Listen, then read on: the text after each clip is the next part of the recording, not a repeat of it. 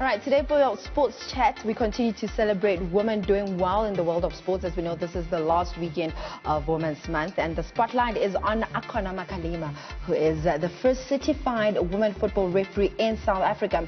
Now, as we know, the role of gender continues to be a big topic in football and media coverage as a whole, but usually not much is said about women referees because women refs are almost non-existent on the professional scene. So, fresh from us being celebrated in the Momentum hashtag She Owns Her Success campaign, Akhona joins me to chat a bit more about her journey in football. Akhona, thank you so much for joining me this morning. I mean, just looking at your CV as a whole, you have already achieved so much, but let us in on your journey from you being a player to now being a ref. Good morning. Just the short of it is that I've always participated in sports. So because of the development and non-active or a lack of structures in my province, and particularly where I come from, so I decided when I finished college and starting work that, okay, you know what, I'm old now. I cannot be playing for Banyana Banyana anymore, because if I wanted to play for Banyana Banyana or even other competitive leagues, I needed to move to Johannesburg or either Cape Town or Durban. But at that particular moment, my mother was not going to allow that because she believed in education more than anything. She never believed in sports because she would think that it will delay me or any other way. So when SAFA, the South African Football Association, came up with an idea that they were looking for female referees, I decided, you know what, I'm going to join this because I don't want to fall out of sports. I still have love and passion for sports. So I took that opportunity and I ran away with it, and here I am. And I mean, how was it for you? How welcoming or not welcoming was it for you? I know that obviously you worked your way up the ranks until you got to the ABSA Premiership. You were at the ABSA, ABC Municipal League and the NFD, and now the ABSA Premiership. Did you find that the players were welcoming when you started as a ref? No, never. The players, the community, the supporters, coaches, and everybody that you can think about that is involved in football, it was never a welcoming situation. I don't know how many times I quitted refereeing, but I had so much support from the association, from the region, and from the province. So, and also my colleagues when I was coming up the ranks. So it was not, I don't want to discriminate, and you don't belong here, you belong netball. You can name all sorts of insults one can get, especially for a woman.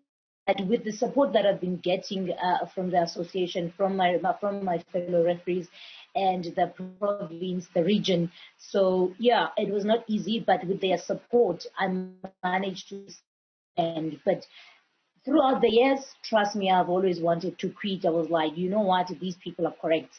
You know what, I really don't belong here. You know what, I need to look a particular way for me to be a referee or to be what they want. But because of the training and the other skills and the other motivational and advices that I get to a point where I needed first to believe in myself, and also to trust my craft, and also to believe in what I want to do and what I can achieve. So yeah, it was not easy, but with everything, I made it here.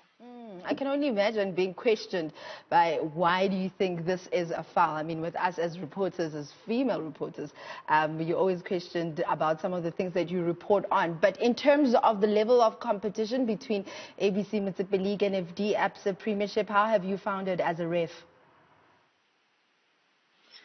You know, I would say one of the toughest leagues would be the ABC Municipal League, because there's just no safety measures in the league. One, there's just a lot of, I would say, unsafety, because there's not a lot of safety like you compared to the Premier League and the NFD and the Glad Africa. So, and another thing is that when you're now going up the league, everything gets to be professional. You know that the team or the spectators cannot just say anything or cannot just throw anything at you or anything like that. But when you are now at the ABC Motsepe League, hey, it's hectic over there. Even if you report, sometimes they don't even take that into consideration. Or even if you get some insults, they will never take that into consideration. Hardly it happens that, okay, somebody is being accountable. But now when you go to the professional league, everybody is professional. Everybody is respectful. So yeah, even in the Premier Soccer League, they also doubt you or they also question you at some point. You really belong here? Do you really are you really qualified? Stuff like that. But it is more professional than the lower leagues. Looking at the professional league, why do you think it takes so long to have more female referees officiating in the ABSA Premiership?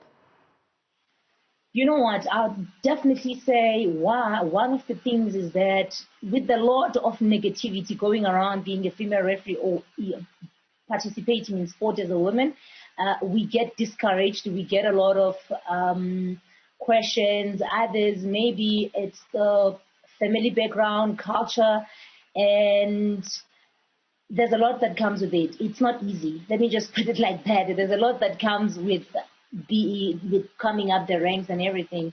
So it's not easy for a woman. You have to work extra hard. You have to work twice as men. Even when you are there, you still need to prove yourself that you are worthy, you belong here, and you've worked hard to be there. So others, they get demoralized because maybe you fall pregnant. It gets hard to come up.